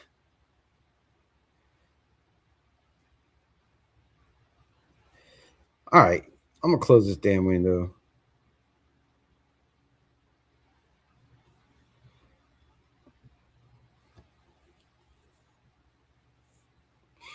I'm closing this window. All right, man. So yeah, that's the roster. Y'all seen everybody. A couple more guys I want to talk about. I'm gonna see if I do it like this without it being so ridiculous. But Dekamarion Richardson, I believe, is on the bubble. Tristan McCollum, I believe, is on the bubble. Malcolm Kuntz on defense, I believe, is on the bubble. Depending on what, I guess we don't really have a. So far they have a Mike and a Will listed. No Sam, but there will be, that Sam or the Jack or whatever, right? More than likely, we're going to be in a lot of 4-2-5 is my prediction, with a little bit more press and man. So some of these guys will make the roster but not be played all the time.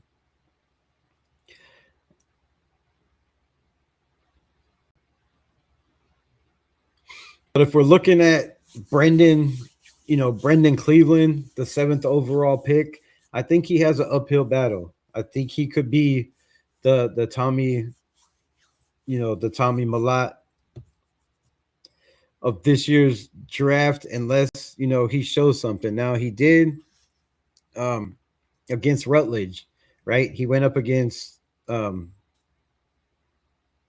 hell's his name, Tate Rutledge, in college, and I seen some videos of Brendan Cleveland manhandling Rutledge, who was drafted very, very highly, right?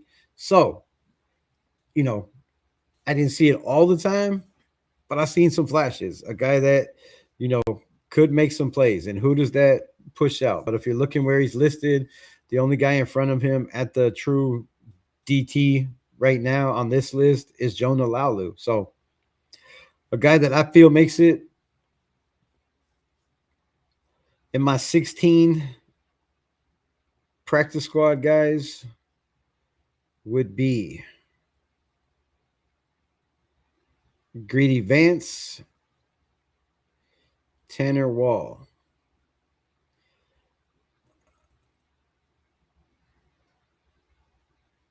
Kane Salone, Xavier Sori, Jafari Harvey, Trevin Maye.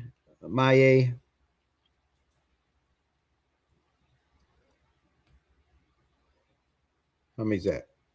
1, 2, 3, 4, 5, 6. And then on offense, I believe practice squad guys for now, and this is going to change.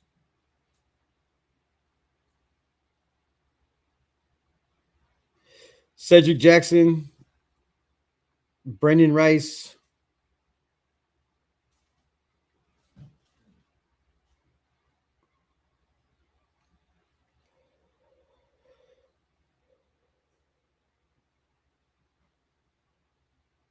man, and I don't know. Actually, I don't know. So there's a lot of guys on the bubble, and I think the offense could be looking a lot different than it does right now, to be honest. But I'm gonna give you my starting 5 offensive linemen. I have Tyler Linderbaum at center, obviously. And then I have Jordan Meredith at the right tackle spot. I mean, at the right guard spot, I have Caleb Rogers. At the left guard spot, and I have Colton Miller and Charles Grant. But I think Charles Grant could possibly change. You also have Kamar Missouri. What's he look like? 6'5", 310 out of OTSA. So again, I have no idea who this man is, but we need competition at the right tackle spot. And again, you can look at a lot of rosters, and Charles Grant is listed as the backup left tackle on pretty much every single one of them. So I just don't see him moving to the right side. But there's competition, man. There's competition there. I believe there's going to be a push from Dalton Wagner,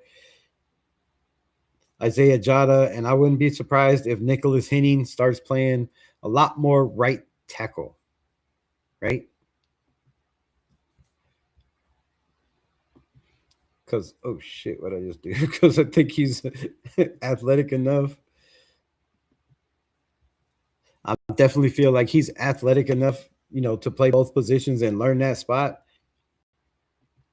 All right, so what we talk about?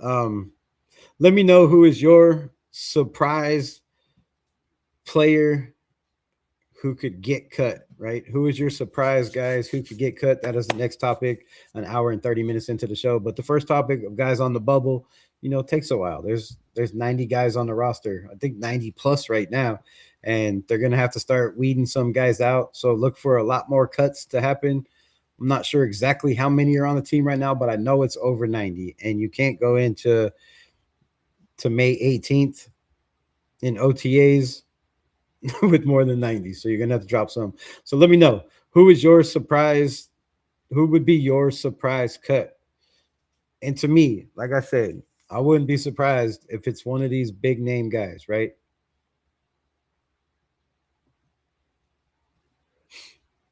I wouldn't be surprised whatsoever if it's a guy like, I don't think it's going to be Thornton. I think he's going to make it, at least till preseason, and maybe one of those bubble guys, or maybe they put him on the practice squad and be like, bro, you just need to learn. And, hopefully nobody takes him because of his speed and size, right? But to me, my surprise cut would be Spencer Burford, because I feel like we have a lot of guards, and I feel like they're going to have to keep on the roster another tackle, right? Not just a swing tackle, and not just Trey Zune as a guy that could play both tackles, because we haven't seen him play both tackles in the NFL yet, or, even in a preseason game.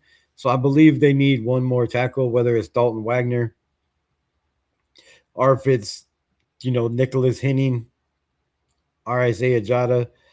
One of these guys, I feel they're going to have to keep on the roster, because Charles Grant is, unless he gets a lot of reps on the right side, and he's a guy that can, play both positions, which I'm hoping they do, this offseason. But I would really love to see him just stay on the left if that's possible. But I just don't feel like with the roster it is possible.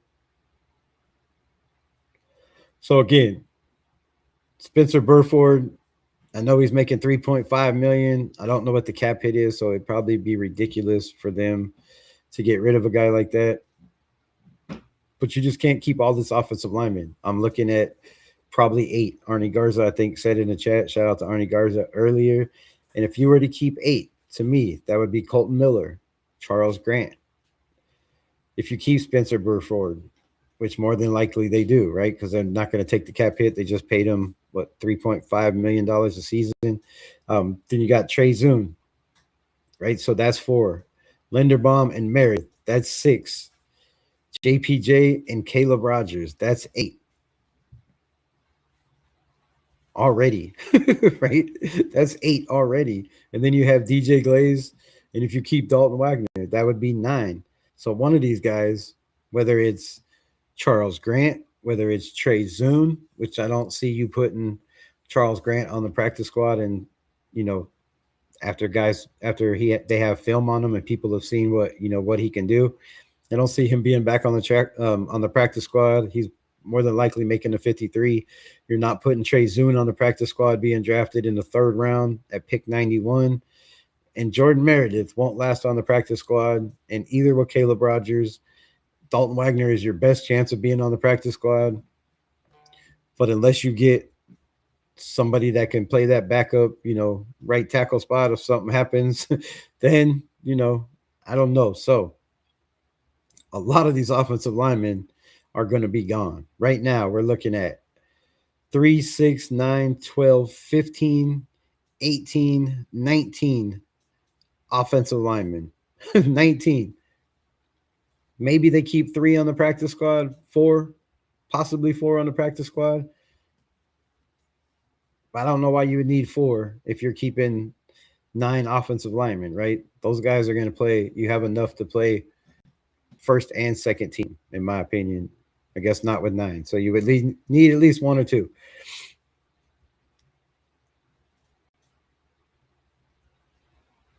So that's my surprise is Dante Thornton. I think will be the biggest surprise if he gets cut. And then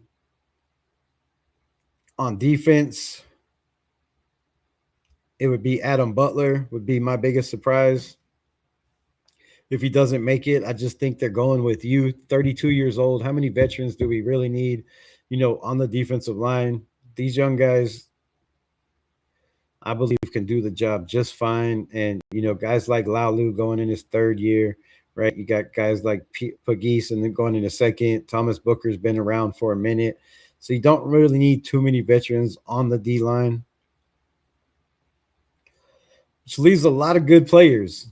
I would love to see what Broderick Martin has at a Pitt. Definitely a big guy that they brought him in, right? I believe in this offseason. So things are going to change drastically, and the bubble is getting bigger and bigger as we speak. But yeah, my guys, Tonka Hemingway, Adam Butler, Malcolm Kuntz, and Tristan McCullen and Decamarion Richardson. Those will be my surprise five surprise cuts. And then Matt Gay, I would be surprised if they didn't keep him with a young kicker, at least for a couple of games and let the, young kicker get used to the NFL. I don't think preseason is enough, right? So I wouldn't be surprised at that as well. All right. Underdogs fighting to earn a spot. We talked about that. Next topic, who are your underdogs fighting to earn a spot? And mine are Hakeem Massis, right off the rip, right?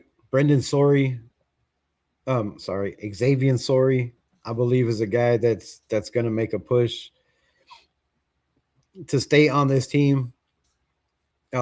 Nicholas Henning, a guy just because of his athleticism, being a guy that's gone from tight end to tackle, good hands, big hands, long arms.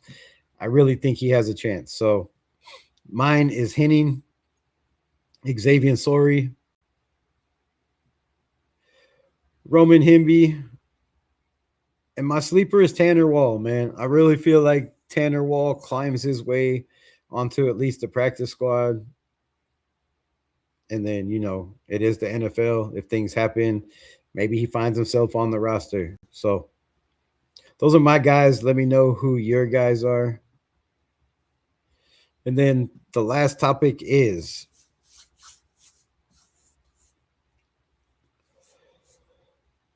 the dark side of roster moves that fans are not quite ready for. And I think I kind of summed that up a little bit. But my major one, we've talked about it I talked about it last year just because of the health issues. But my number one guy that I can see not fitting in and maybe being that guy on the bubble right now is Jackson Powers Johnson, right? Because if you're looking at the roster right now, No, we don't have a lot of guards. I mean, yes, we have a lot of guards. Well, you got Caleb Rogers that can play that spot. You have Jordan Meredith that can play that spot. You have Trey Zune that can play that spot. And he brings you the highest, trade value if you were going to trade. And he's not a spy tech guy, right? He was the Antonio Pierce guy, that feisty, rah rah. He's got a lot of penalties. Trey Zune, 0 penalties last year. A guy that doesn't make mistakes. So if I had to guess, the surprise guy that most fans would not be ready for, it would be Jackson Powers Johnson. And my second, I don't really have one. It would be Thornton. Um, but the biggest surprise, the shock to me,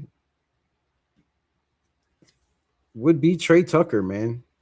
Trey Tucker. I'd be surprised if he is not on this roster when the season starts. We heard the coaches talk about him. They have high upside, but there is a possibility that guys like EJ Williams can do what Trey Tucker does and possibly do it better at a younger age. Malik Benson, a bigger body, 6'3", runs the same speed, right? Catches the ball with his hands, not with his body. That's a problem. I would not be surprised if you're looking at a Trey Tucker who makes $3.8 million if somehow he finds his way not on this roster to start the season. And I wouldn't be surprised if he's the number one wide receiver going into the season. I wouldn't be surprised either way. But the cap hit, I think, is more than would save. It's like $3.8 million. So I don't see, that being the case. But I do see it being the case if you're looking at the receivers that you think might get playtime, like Cedric Jackson, like Jalen Naylor, like EJ Williams, if he makes it on this roster, um, Brendan Rice, right? Some of these guys might make the roster. Corey Rucker might make the roster and push for playing time. And if that happens, do you really want to, if you really love Trey Tucker, do you really want him on this team, not being that number one guy on a contract year, right? He's shown enough, I think, in the NFL that people know who he is. He's got, more yards every season. But last year, 96 targets, 52 receptions. I think he needs to have a damn good year for him to, go somewhere and make the money that I think he's due. I don't think he'll be a number one anywhere on anybody else's roster. And as much as I love Trey, I just don't think he's a number one on our roster. So if it's me, I'm sorry. I'm looking at a guy like Malik Benson in that spot, or a guy like Cedric Jackson or EJ Williams in that spot. So that's my surprise, guys that would not be on this roster. And shout out to the 17 people in here, man. If y'all don't have any questions, I've been on here for an hour and 43 minutes. I never thought these take so long, but they always do. It freezes when your wine window has 80. What? When my what? Wine window. All right. Well, all the windows are closed. Man, I apologize for it freezing. It is what it is when you live in the country, man. You never know what the weather's going to be like or the internet. But I have 17 people that stuck strong. I can't even talk. Stay strong. I appreciate you, OGs. Y'all the real ones. I'm trying to get through these comments. You only need a what? A Nanyang tree stump? Right? You only need so many tree stumps. And I feel like, we've had a lot of those, right? A lot of those guys that, that just they got too complacent, right? They feel like, man, I made it. I'm in the NFL. There's not a deep roster, right? I'm the best guy on this roster. So, I don't have to do what everybody else does, right? I don't have to give 110%. And I think some of these cats may, have just got a little bit complacent. And with that, you end up, being on the injured reserve or on somebody else's roster, hopefully for guys like Charles Snowden and guys like Tyree Wilson, right? Some of the DTs may end up playing strong side D end, right? I agree with that too. Some of the defensive tackles and then some of the edge guys, might end up playing with their hand in the dirt as that DT, right? Because some of them, like a Max Crosby, he can win inside in the middle, right? I believe a guy like Twitty Payne can win inside in the middle. And I feel that guys like Tonka Hemingway, right, can win in the middle consistently. So yeah, some of these guys might be playing, little different. Stop by to say F Rebel. Stop by to yo Raiders. Can't yell so late, but appreciate you, my guy. Appreciate you. Yeah, there's a lot of people that stop by to say F Rebel, but we used to it by now. Weber Bueno Raiders. What's good, man? My guy Furpo always coming into yo Raiders. Get back to work, my guy. Get back to work. You work till 7 p.m. Till you work from 7 p.m. till 3 a.m. Holy Jesus, damn, bro. Grinding. See, that's what happens when you're that big time manager, right? That's why you make the big bucks. Weed them out. That's what I'm talking about. Weed them out. And we talked about some of those guys, right? Like Malcolm Kuntz, that the last 2 years he just been soaking up some money. I mean, I wish somebody would pay me $12 million to not do shit. And I'm not saying that he didn't do nothing. I mean, because it is the NFL and you're grinding out there, but production wise, numbers, right? For $12 million, you got to give me something. Give me something. A sack, a couple quarterback hits a game, right? A tip ball. I mean, a fumble. Give me something. Just please give me something for that price. And, I'd be happy. So, yes, I think they're weeding them out. I would like to know more information about Justin Shorter, right? What is the deal there? Do they just not want to release him because they just paid him a bunch of money? Did he get hurt, right? Is that the problem? Or have they just brought in, they wanted to bring in another receiver, the guy they brought in from Indiana, right? Brady Williams, I do believe.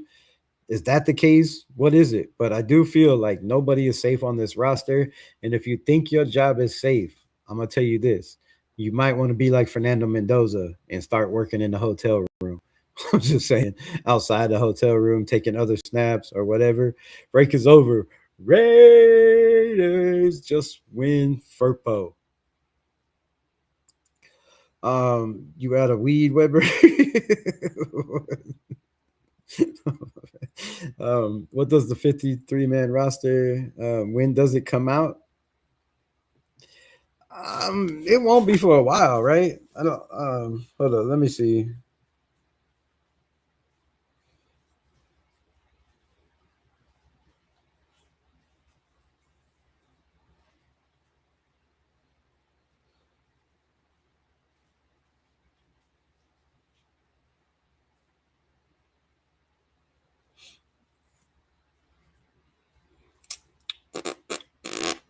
All right, so for the offseason, the Raiders must reduce their roster to a mandatory 53 players by 4 p.m. That is 1 p.m. Pacific Standard Time on Tuesday, August 26th. Oh, that was 2025. Damn it. But somewhere around that date. Let's see. Nikes. Let me double check, but I'm sure it's pretty close to that. If I could type right.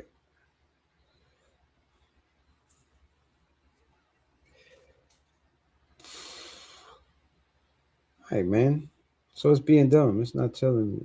Initially, moves such as release Charles Stoden may occur early, but the 53 final roster deadline. August. Yeah, same time, August 25th. So they have until August 25th to come up with the 53-man roster. And then I do believe they have a couple days to come up with their practice squad after that. So look for a lot of guys to be moving, man. The new roster, because yes, I should have just read my guy's comment. Well, if I would have just scrolled up a little bit more, I wouldn't have had to do that. Appreciate my guy. Hi today. It's good to be high every day. I'm hearing the Oregon the Oregon rookie. I can't talk today. Is good. Yeah, Malik Benson is good. Now we heard some talks from some other channels. A guy that's in Florida that knows players in the building, and his word is Malik Benson might be a problem child, right? Might have some character issues, but I just don't feel like the Raiders didn't do their homework on Malik Benson or any of these players. Now I don't know how many talks they actually had with Malik Benson. I know it was only a Zoom meeting, so maybe they didn't get to see him as much, and maybe they should have, right? Maybe they should have, because not all things come up when you're a scout. Maybe scout didn't dig enough, and I'd hate to be that to be the problem, with Malik. So I trust what old boy says, and if he says, there's people saying he had issues, that's fine, but maybe he got to Oregon and maybe he decided, damn, I need to tighten up ship, right? Or I'm just going to keep being asked to leave and not making teams. So to be fair, I just Googled it. It's good, my guy. um, never, what is that? A cloud? Never, I don't know. Never something. I'm in the 707. And then shout out to my guy too. Hi today again for the Raiders. I appreciate you, my brother, with the $2 holla. Keeping the lights on. Watching you on YouTube. Nice. Appreciate you. It's not frozen at all now. Yeah, I don't know what was going on, man, but it was choppy earlier.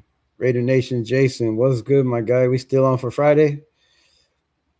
Y'all make sure to tune in Friday, 10 o'clock my time, or somewhere around there. It might get moved around or changed. He's got children, got a baby. He's got to put her night. But if we're still on, pull up Friday, man. Pull up Friday. We'll get my guy Jason's thoughts on where we're heading, where the ship is heading, the direction it's heading, right? Some of these players, maybe he has some, more than likely, he has some different sleepers than me, some guys that will make this team. So shout out to my guy. Make sure y'all go follow him, show him some love.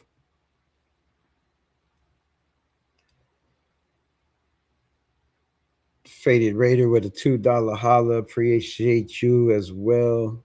I would be surprised if they cut Aiden. You're an Aiden O'Connell fan like me, though, so of course we're gonna be surprised. I wouldn't be surprised, though. I wouldn't. It just makes all the sense when you finally get in a system where they need a pocket guy that can roll out of the pocket every once in a while and throw out on the run, which Aiden has shown plenty of times he could do. But you get a system that has an offensive coordinator that's going to be here for the entire year. You have the number one center in all of football. Some say, a top 5 running back, maybe a 2 top 10 running backs when it's all said and done behind him. I mean, of course they trade him. Of course. I would not put it past them. But you only they say you save $3 million, but you take like a $3 million cap hit. So it ain't really helping either way. You might as well have him on the roster. Last year, there was 40 different starting quarterbacks. The year before, I believe it was 47. And the year before that, there was 61. 61, I do believe, different starting quarterbacks. Now, my numbers could be off, but it was extremely high. And I think it was in the 60s. So when you have 60 different quarterbacks starting in the NFL, that means every team pretty much, but some teams had like 3 or 4, like the Cleveland Browns and teams like that, can't get it right or figure out who their guy is, trade guys during the season. But that's a lot, right? That's a lot to have 40, 50, or 60 different quarterbacks playing in the NFL in one season. That tells me two things. These guys need to get stronger, and you need three quarterbacks in the NFL. If you don't have three quarterbacks on your roster and a practice squad guy, you're failing in the NFL because we've seen it too many times. Last year, last year with the Cincinnati Bengals, right? They went and got Flacco. He got hurt. They put in somebody else behind him. He got hurt. They went back with Flacco. The Browns, they jumped around trading. Guys get hurt. Guys get hurt in the NFL, especially the quarterback position. Kirk Cousins coming off an Achilles. He's only played, 10 games, five, I don't know, five or less than 10 games basically last year. The year before that, didn't have a full season, right? But the season he did have, he was 18 touchdowns for 16 interceptions. If he doesn't go out there and throw, if he goes out there and pulls a Jimmy G or a Geno Smith in the first 5-6 games, in the first 3 games, right? If his touchdown ratio to interception ratio, if his touchdown ratio is less than his interception ratio, then bro, you got to move on and put somebody else in. We can't have another season just trusting your quarterback is going to get it right, man, in my opinion. So I wouldn't be surprised, but I would be surprised. Jason says his guess is Labe. Yeah, I could see that. Labe. I mean, I know he's a favorite. He's one of the funnier guys in the building, but that's not going to make you a roster. And maybe, just maybe, a guy like Kubiak, falls in love with him and keeps him on the roster.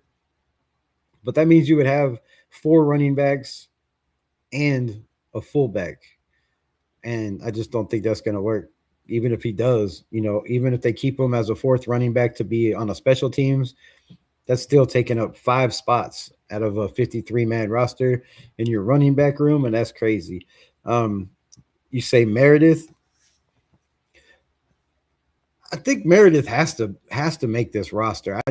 Unless one of these young guys really, just make him look bad.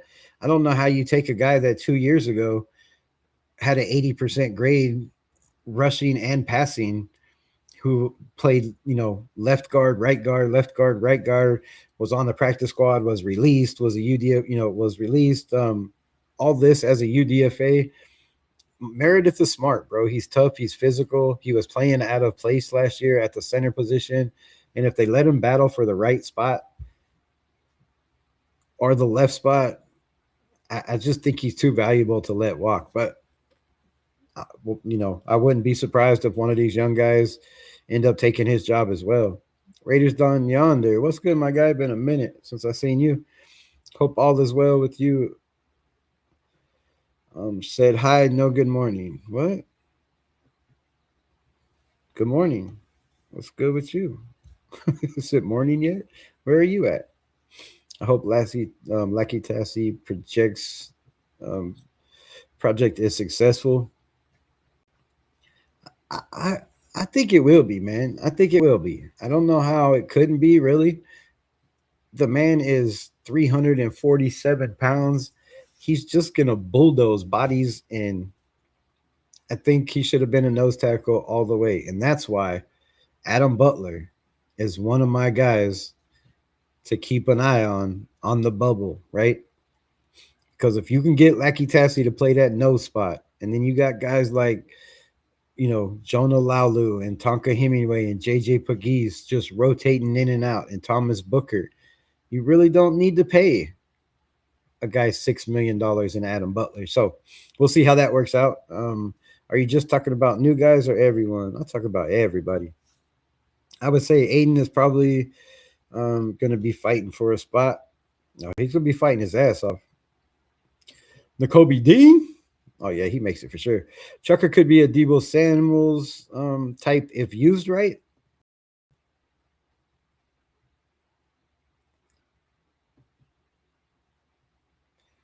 I don't know, man. The only thing that impresses me about Trey Tucker is his strength for his size, the way he blocks, his mentality. But when it comes to running routes and catching a football, or even running reverses, right? How many reverses have you seen him run just right into players? So his vision, I think, is a problem. And I feel like Kubiak's going to be able to point that out, right? As a good offensive line coach, he's going to be like, wait a minute. This dude has been in the NFL. This is his fourth year, and he's still catching the ball, bringing it to his body. He's still diving to catch the ball when it's over his head because he doesn't think he can get to it. And yes, I mean, no, I just don't see Debo. Debo's like what, 210 or something, 215. Like he's thick, he's solid, so he could take that beating and run over guys. And he's way more crafty. I just don't see the twitch for Trey Tucker, and that's why he's on one of my tops. Neglected wide receiver core. Okay, okay, talk about it. Talk about it. Greg Lira. I graduate in a week, and I'm gonna hit up a mining manager. Nice. Shout out to you, my brother. Let me know when you graduate. Congratulations. That's fire. That's fire. My hat looks crooked as hell. What's going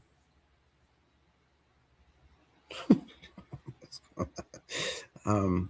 Is there an opening position doing underground tunnel mining for gold deposits out in Arizona? Sweet. Yeah, that'd be a sick ass job, bro. That's hard work. It's life threatening work. You're working in a cave that could collapse anytime on your head. I mean, that's um, you know, you can't be claustrophobic. Chewy, what's good, my guy? You can't be claustrophobic, right? So good luck to that. I couldn't do it. I'm claustrophobic, bro. You try to hold me down. That's why I couldn't wrestle. But, people had me where I couldn't move and bad things happen that you can't do in wrestling. So yeah, I'm not good at I'm not good at tight places, bro. I like being able to breathe and move around. If I can't move, I'm just it's bad. It's bad. So shout out to you, man. I hope that works. You make damn good money mining. If you find some gold, send me some nuggets, bro. Send me some nuggets.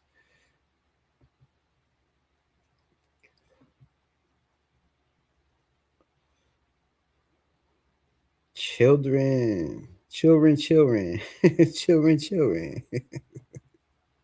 What's good, my guy? What are you doing Friday? You want to pull up as well? 10 o'clock. We'll make it a trio. Shit, we might just make it an open night and let everybody in. I don't know.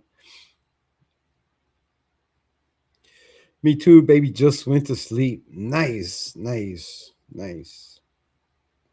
Smoke time. Smoke time. Hell yeah, hell yeah. Hi today, man. It's been 2 hours. I have to do something. Yeah, anytime, man. Anytime, bro. Like I said, I'll make sure you go show some love to my guy Jason's channel. Angel Eyes, Melissa in the building. What's going on? What's going on? How is your day doing? Or your night? Or your morning? Or wherever you're at? I wouldn't be surprised if they trade him in the last year of his contract. I wouldn't be surprised either, tell you the truth. My guy Sullivan says, Faded, good evening, brother. Melissa, good evening. Shout out to my guy, keeping the chat going. Um, and how's everybody night going? How's everybody's night going? How is your morning? What is your plans for tomorrow? Let me know all that good shit. I'm good, Rebel. Just worked out, feeling good. How about you? I feel like I need to go work out. I think I'm starting to get man boobs. My stomach is way bigger than it's ever been in my life. I don't know if that just happens at age, but um, yeah, I wish I was feeling better. I'm just kidding. I'm feeling all right. I'm feeling all right, but I do need a couple of workouts for sure. I need a workout partner. That's what I need. Sucks working out alone. You might as well minute just relaxing before bed because I have to work in the morning. Nice. You got to work in the morning. Don't you have school first and then work?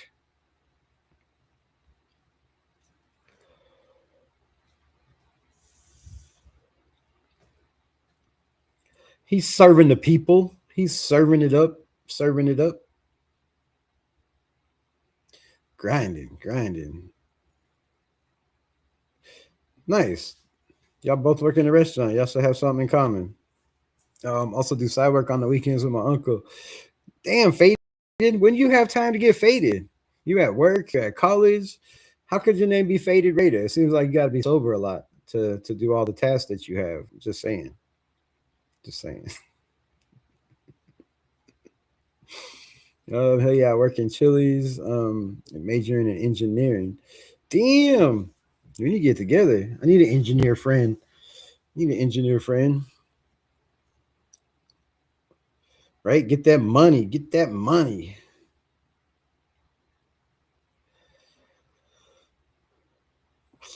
What a guy. What a guy. See, I like having good people in my chat, man.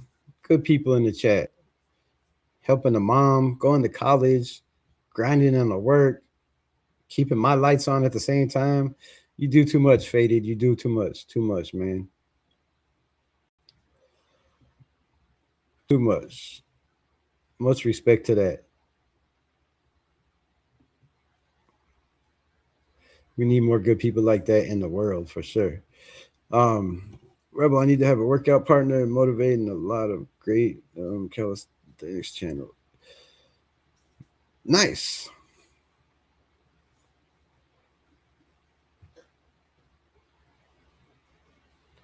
Nice. I will definitely check that out. I need some kind of motivation. You think these man boobs will be motivation enough getting ready to be summertime? I ain't gonna be able to take my shirt off. um what else we got? Almost do this. Smoke with my uncle in between classes. Nice. I have to go to bed, Rebel, so I hope you have a good night. Um, keep those lights on in here. Have a good night, everyone. Yes, yes. Keep the lights on. Appreciate you, man. Appreciate you. So, hell of a show. Hell of a talk. I thought we had some good information, right?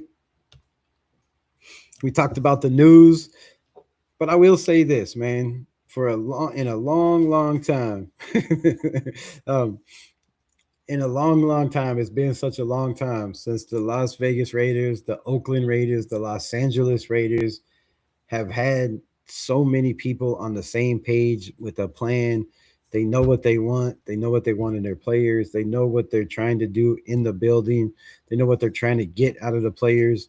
And it's been a long time since we've, been heading in that direction. So I hear a lot of talk about people saying, PTSD, the Raiders have sucked for so long. And I'm tired of the negative energy in Raider Nation, right? I know everybody's been a fan for, 51 years, right? Everybody's bled silver and black. We've all watched them lose. We've all spent our hard-earned money. We've all done it, right? That's part of being Raider Nation. But what we haven't done in a long, long time is get behind our damn football team. Get behind our team. Stop saying, "Oh well, they just this draft sucks and that draft sucks." Negativity, bro. Negativity. If you constantly tell yourself, you're not good in life or nobody likes you or right, you don't have friends, that's what happens when you manifest stuff and you put it out in the world. Your subconscious mind creates those things for you. So just one time, can we have a year? And I'm not saying everybody has to be on the train like we're going to the Super Bowl or we're going to win 15 damn games, right? But I'm tired of hearing this. I'll be surprised if we win 2 games. Another shitty draft class. Come on, man. The negativity has got to stop in the nation.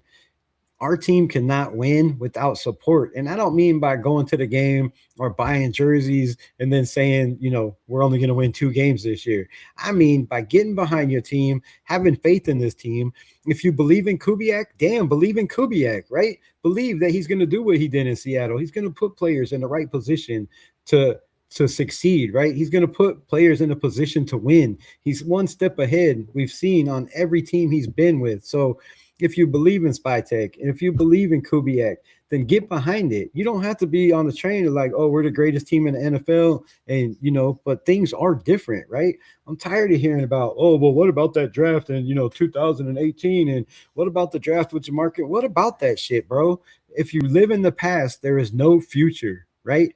Get out of the past. That shit is done. It's gone. It's behind us. Let's move forward with where we are today, the players that are in the building, the coaching staff that's in the building, Tom Brady in the building, Mark Davis finally being out of the building. And let's add some positivity to the nation. And I'm not saying you have to believe that we're going to win 10 games, but damn it, I would be surprised if we won't. So with that, peace out, much love. And I'm telling you, this team is going to shock a lot of people. Don't be one of those ones saying, oh, we're going to win 3 games and then be like, I told you we're the greatest team in the NFL. Don't be that guy. Peace, much love. I love all y'all. Protect yourself, your mind, and your family. And always back your Raiders.